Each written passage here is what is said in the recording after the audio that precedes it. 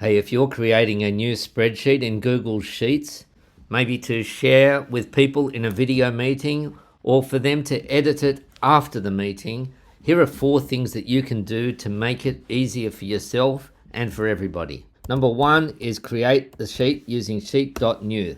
That will immediately open a new spreadsheet. Number 2 is to rename the spreadsheet.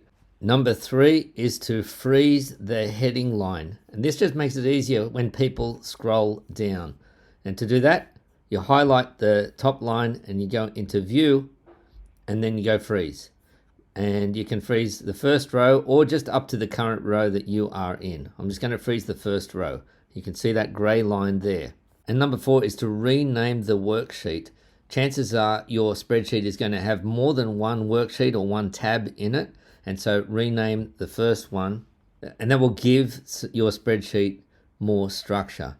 Now, bonus tip is if you want to share the spreadsheet so that others can edit it, you click the share button here, and that gives you options to allow them to edit it or just view it or view and add their own comments.